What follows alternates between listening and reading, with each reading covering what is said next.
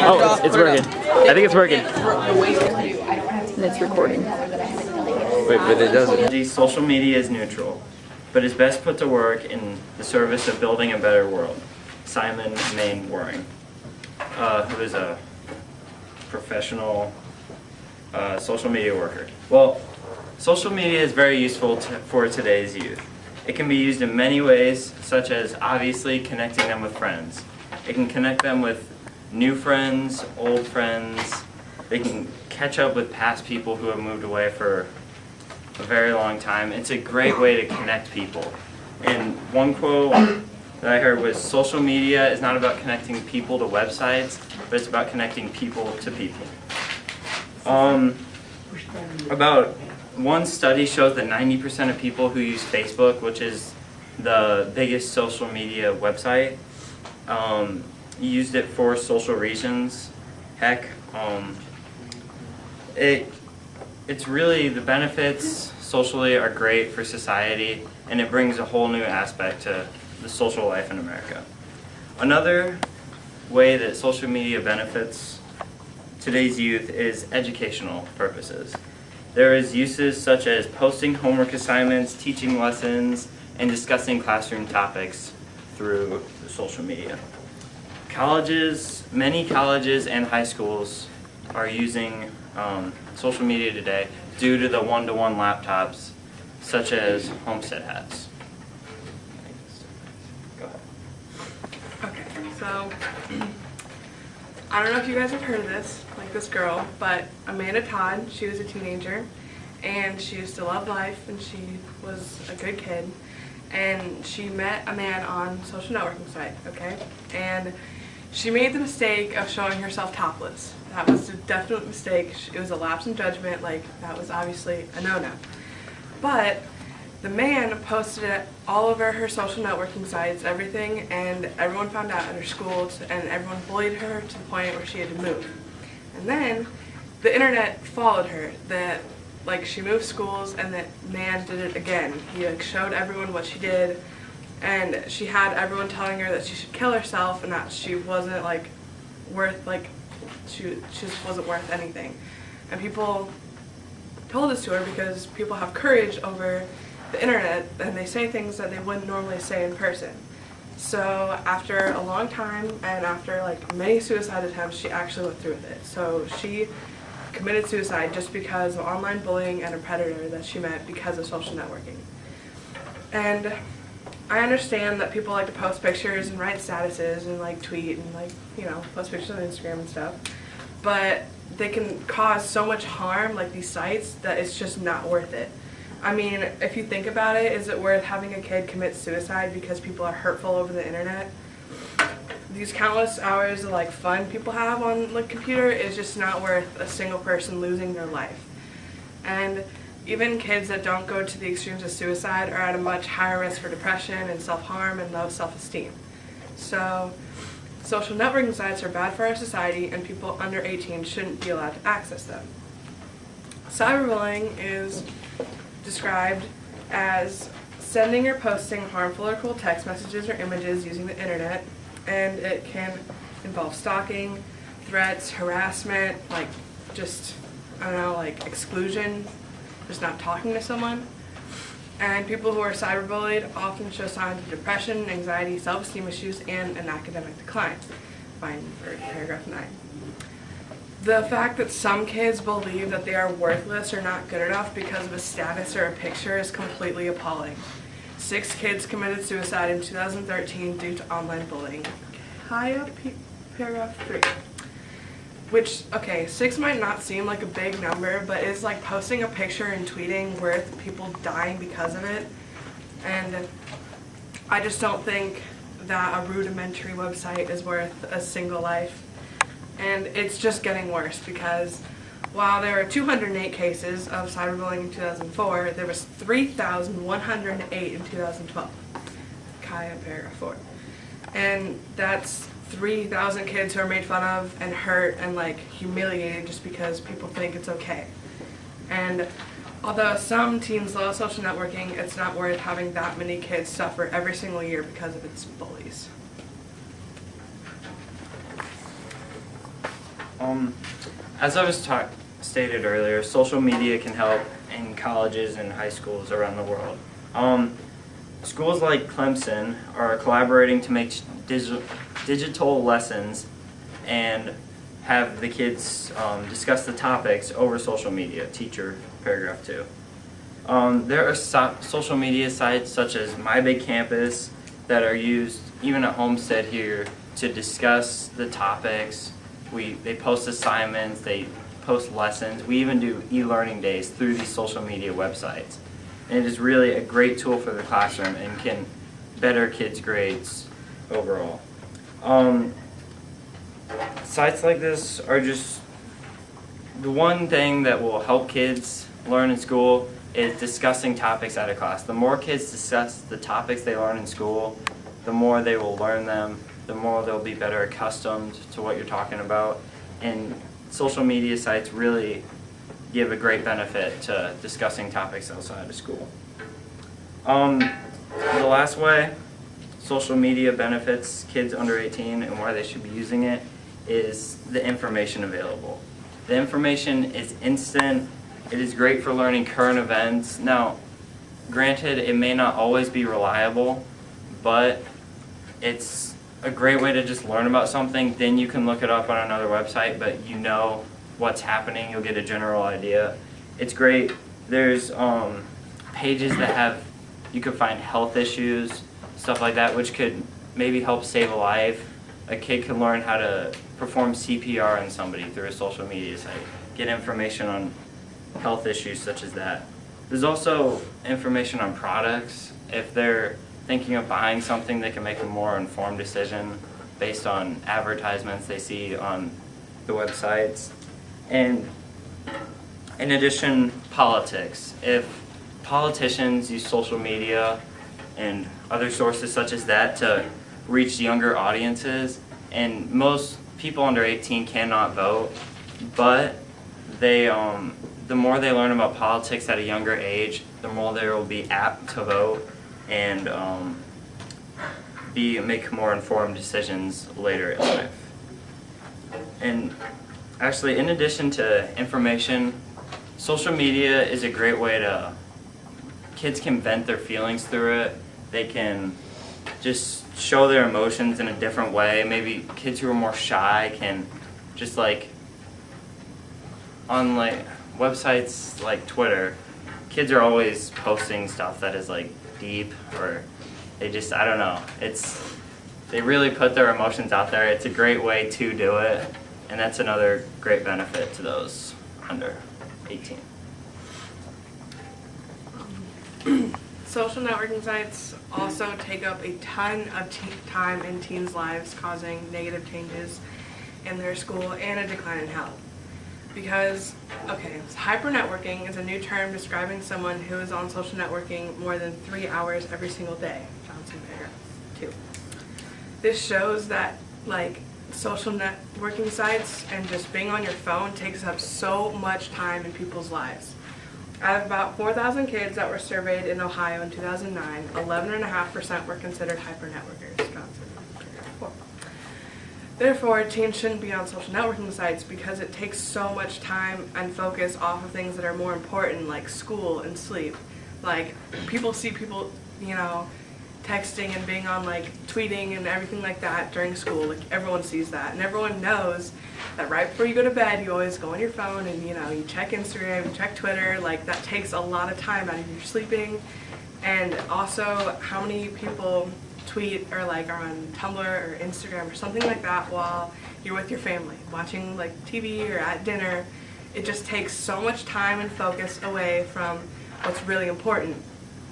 And kids lose focus during studying and homework because they're distracted by it. If you get a text or if you get a like or a retweet when you're doing your homework, you'll go on there and it should take 30 seconds, it takes 10 minutes to go back to your homework. It just takes so much time and focus out of what you're trying to do.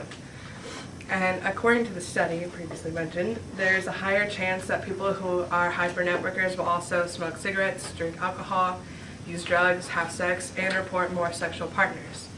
which sounds kind of ridiculous, but it's because on social networking sites, kids are exposed to so much like more extreme things that they wouldn't normally like see. Like they're brainwashed to believe that like promiscuity and drinking is like just the normal thing that everyone does when it's not.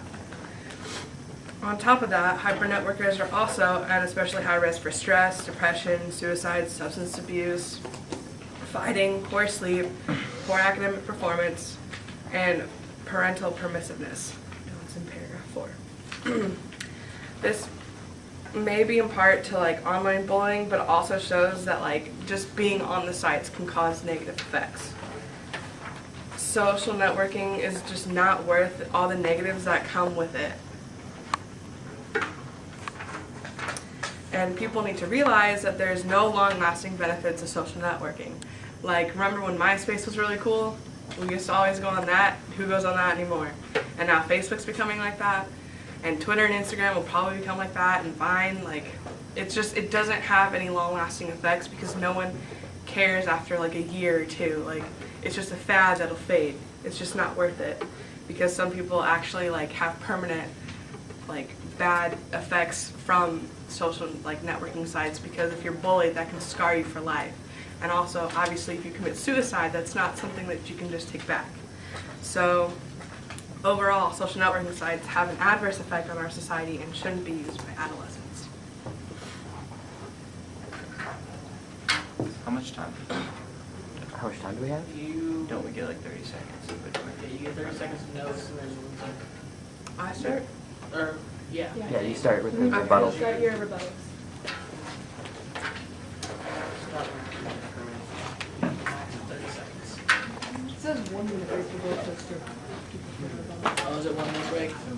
then 30 seconds. Well, now you have No. like 40 seconds. There's no break in between. And you go first? Are you done? Yeah, she started there. No, there's still more. Just go. Okay, okay. So my opponent said that social networking sites build a better world and they let you connect to friends and they connect people to people. What's school? You connect people to people. What's hanging out with people? That's what you do. You hang out, and that way you can actually build a relationship that you actually know the person instead of thinking you do online. And for educational purposes, how many people here like the e-school? Like no one. It's just, it's not like everyone loves being on it and loves My Big Campus and loves learning things online. Like, we have to do it because of like our weather, but it's not something that everyone wants to do. And My Big Campus isn't exactly a social networking site because you're monitored on it 24/7. Like, you can see exactly what you do on your laptop and you can see exactly what you comment. But on things like Facebook or Twitter, like your parents don't watch that, administration doesn't watch that. Like, you can say whatever you want, and normally people don't say things that they probably should.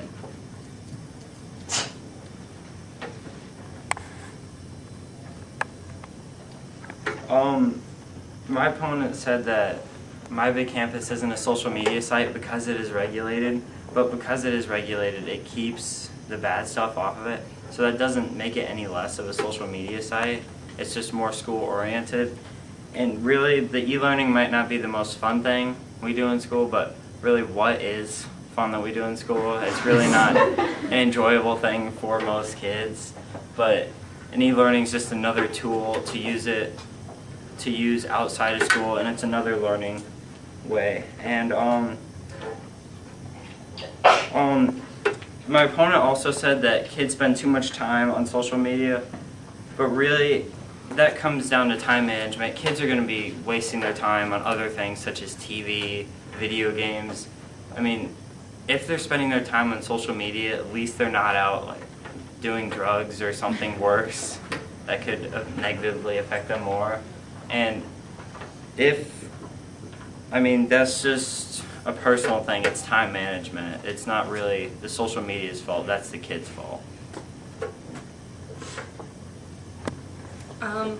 My opponent said that social networking sites are great for like listening up on current events and like political, like politics, stuff like that, which I guess is true if you follow, like, I don't know, like the news on your Twitter, but I mean, who does that? Like, I get how it can be helpful sometimes, but watch the news, or your parents will most likely tell you what's going on in the world because they want you to know.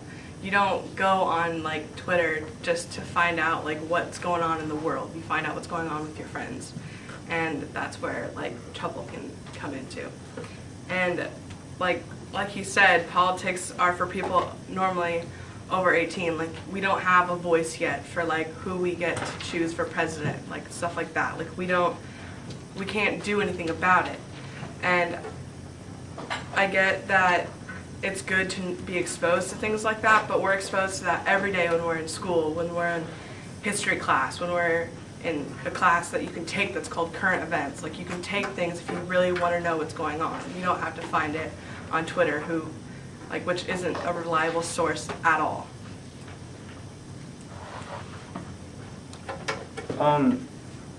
If you were on Twitter and you were following a page such as CNN, wouldn't that be a reliable source?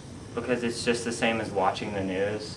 I'm not saying social media is the best way to find information, but it is quick, it's instant, and there's a lot of information on it to find. And really, if kids are spending so much time on it, then why would they spend more time just going and watching the news on TV when they have it all right there in one place? And for one thing, about the cyberbullying, cyberbullying is a horrible thing, I understand that, but really there's ways to block people and make your profile private on social media. It's not like you can't get away from people on websites like that, and that just comes down to thinking before you post and thinking before who you talk to on sites such as that. It's common sense. You need to just, as anything in life, you think before you act, and you just watch what you say. Earlier, my opponent talked. I don't have another one? No. Oh, my God. I was like, I don't know. So it's over? It's over. I can stop it now? Okay. Think you're okay? Alright. You're ready? Yeah. Alright. No person in the United States shall, on basis of sex, be excluded from participation in, be denied the benefits of, or be subjected to discrimination under any education program or activity receiving federal financial assistance. Update Title IX issues and controversies. This was the promise made by Title IX over 40 years ago, but has it been kept? In 1972, a legislation was passed known as Title IX. Since then, it has affected and improved the equality of women in vast many places. That is not the focus of this debate. The argument is not on what it has done, but the current effects and unintended consequences of its place in society today. Like I previously stated, the past impact of Title IX was indisputably beneficial to the creation of sexual equality in all programs receiving any type of federal funding. The biggest gap by far, sports, has been leveled, increasing participation of women in high school sports over 800%, according to Update Title IX from Issues and Controversies.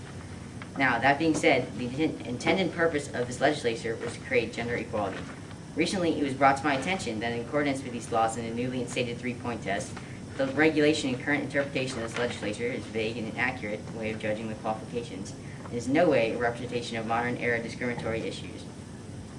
The three-point test is based on 3 points of evaluation, imagine that, but these aspects are directed towards mostly college women's sports and don't apply to the male side of things. For example, point 1 is a comparison requiring the percent of female students to be approximately the same as the percent of female athletes. Point 2 is the evaluation of sufficient female representation in the sports programs.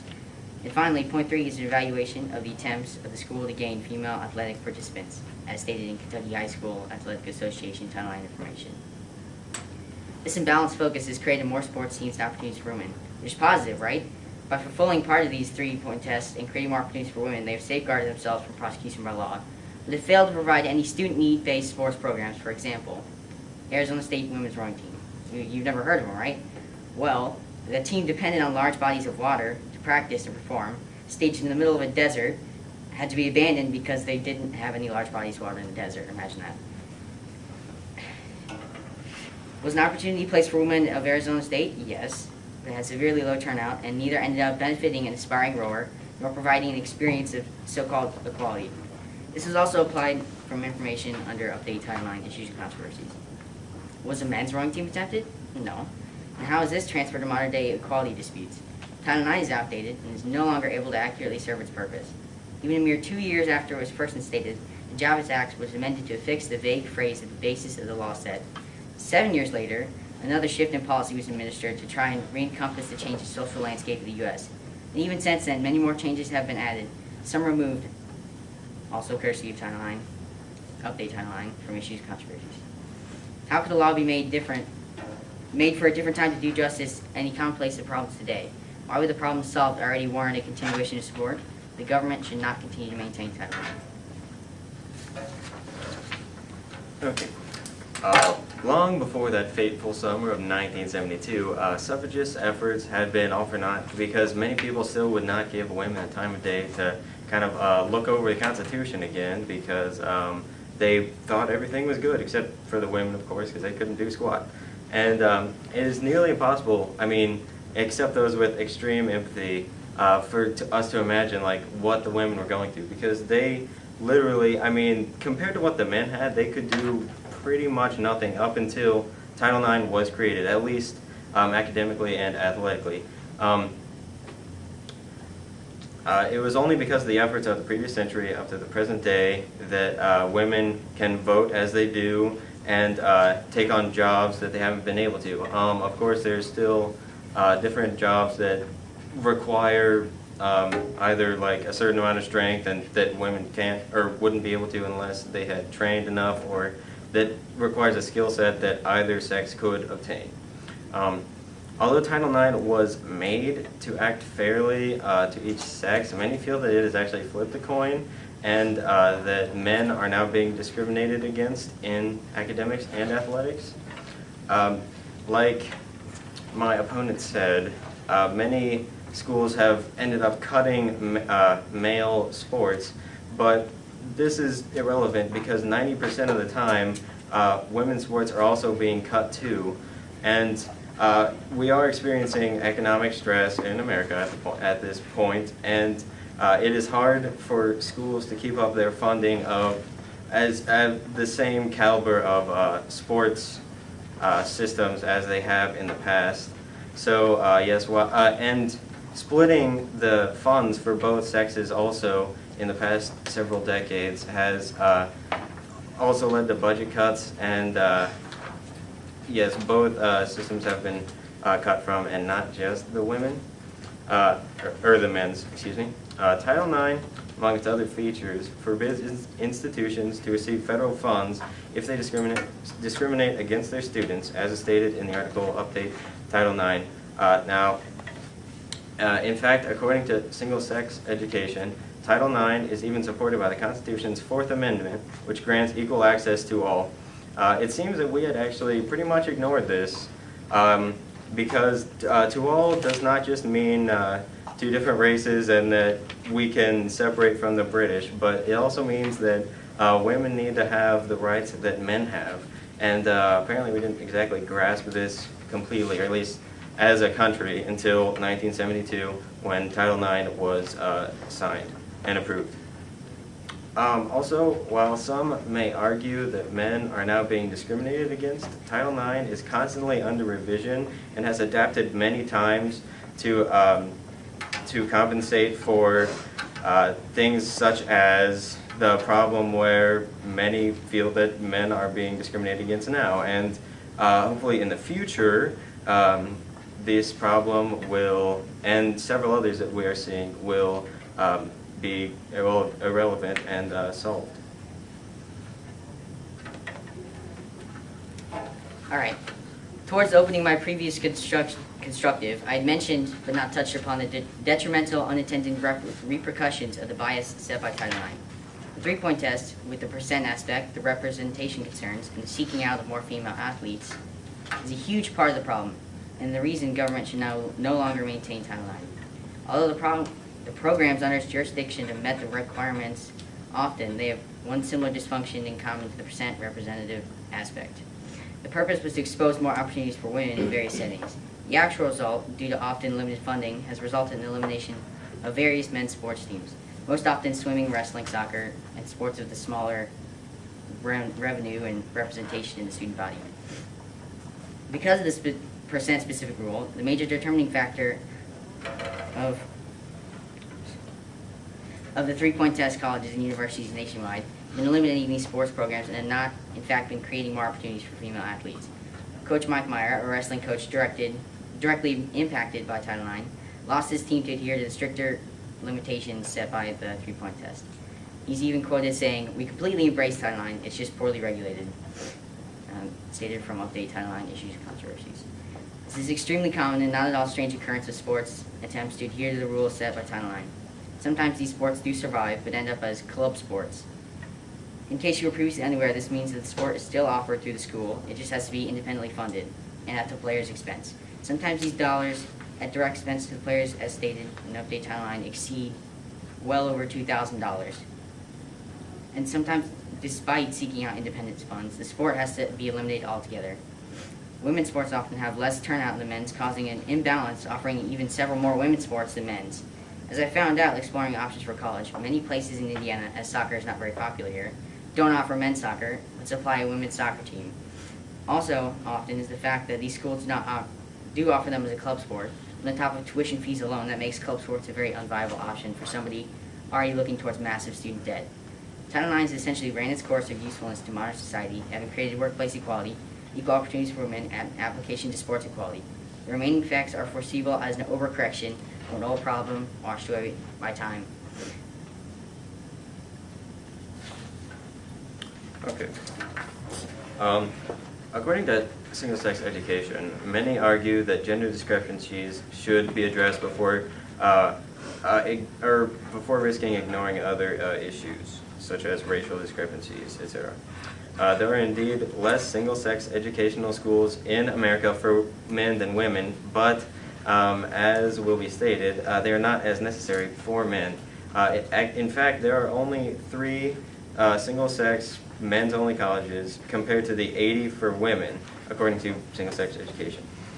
Fortunately, from the same source, this is not without reason.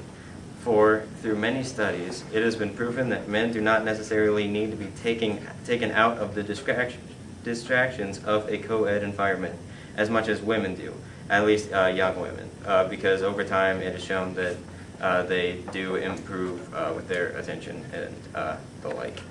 In these studies, women have been less likely to be called on class because of their lower self-esteem, and they tend to waste effort trying to impress boys in a co-educational setting, as stated in Update Single-Sex Education.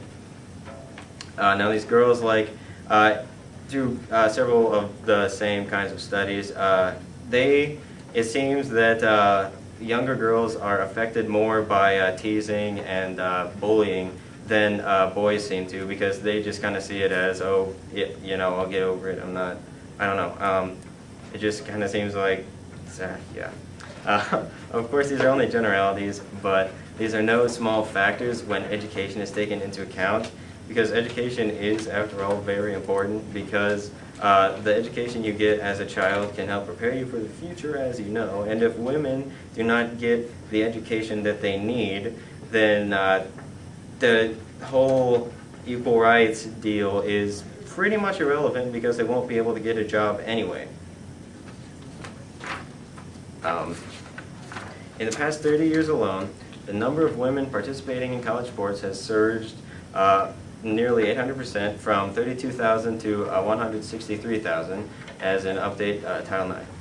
Furthermore, Title IX in college sports states that nearly 40% of all high school athletes are now female, while in 1972, girls made up only 7.5% of that group.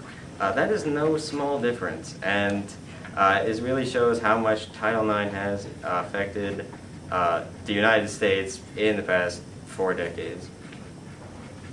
Title IX has been revised over the years, though, and for instance, in 2002, which was one of the most recent revisions, Title IX was reinterpreted to allow single-sex schools to receive federal funding. So this kind of gives more, it puts kind of a price on becoming, well, not a price, essentially you become federally funded if you allow your school to become only men's or only women's. And this is this was pretty much made to happen because Title IX, well, women in general, and men too, who understand, they're trying to get more schools to realize the benefits of single-sex education, and while some may not see that, but it is a very viable option for education in the future.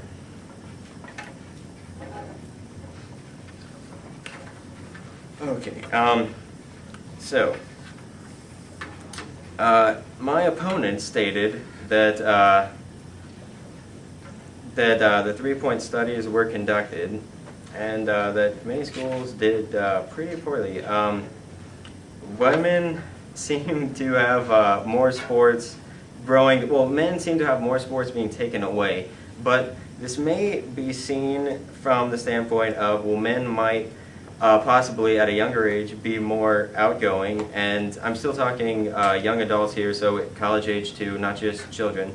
Men might still be more outgoing because their self-esteem might still be higher, so they might want to do intramurals or club sports instead of having to play at the school, because it might not be common knowledge, but some still believe that club sports are on a higher caliber than school sports, and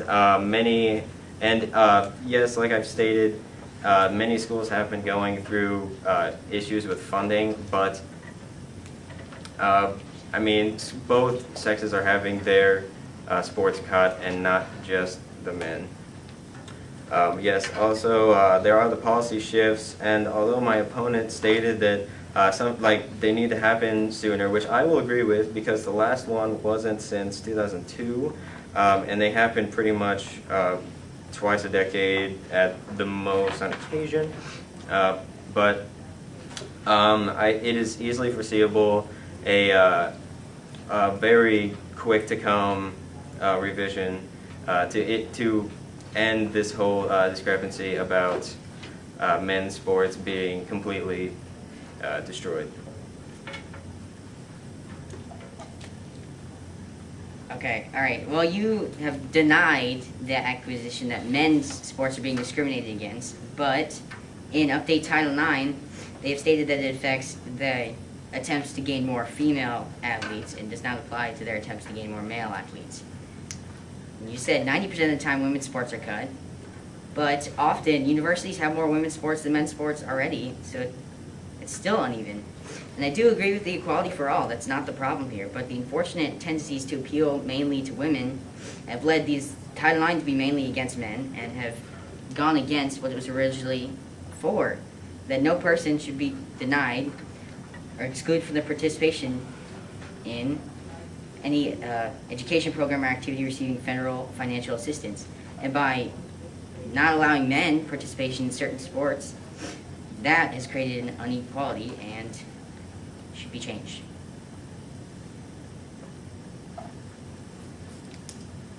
Okay. Yes, I do agree.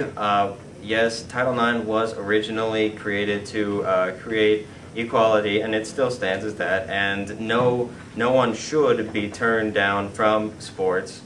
But schools do not necessarily need to have their main sports. Yes, they could have a basketball team, but they most likely also have intramural teams or some other student-run organizations that could be made that that don't necessarily need to be school or government funded, but that just haven't made or just haven't kind of risen yet. Yes, men's teams have been eliminated. That is true, and Title IX has been poorly regulated recently, but many are paying more attention, and through our articles like the Update Title IX, many are still looking into these issues and are attempting to change what many people see as issues. Yes, there are, like my opponent said, there are, for instance, the soccer teams for women, but not for men. And like I stated, there can be things done, and I mean, if students really wanted, I mean, they could just stop arguing and do something about it. And in my opinion, the men are just honestly freaking out about a small change in how they've known things. And one sexist father can pass on this trait to son, and that some people can see that children are just becoming too, they're complaining way too much, and should not worry about the Yes, other. too. Okay. All right. Where's that? Okay. My opponent has stated, yes, that there are intramural and club sports options, but in recent years, they've not even allowed to have the club sports, as even some federal funding is warranted an imbalance in the percent rule. And even if I do participate in a club sport, I guess soccer I could use for example, it's not going to be the same exposure as a college sport, and if I wanted to play perhaps in the U.S. League, then I wouldn't be able to have the same opportunity as somebody else who had been able to play for their college. Now, my opponent also stated that single-sex education is beneficial for the women in it, and I'm not going to disagree with that. That's right.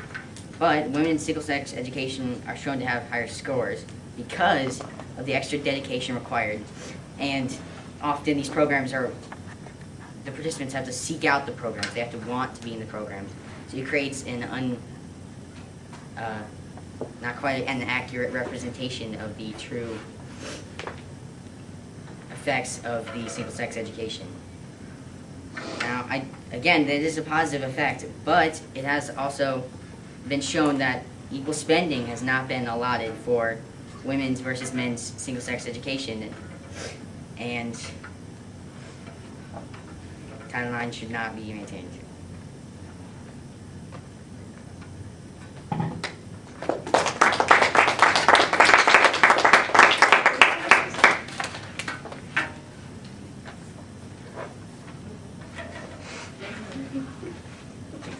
Are we doing eyeliner?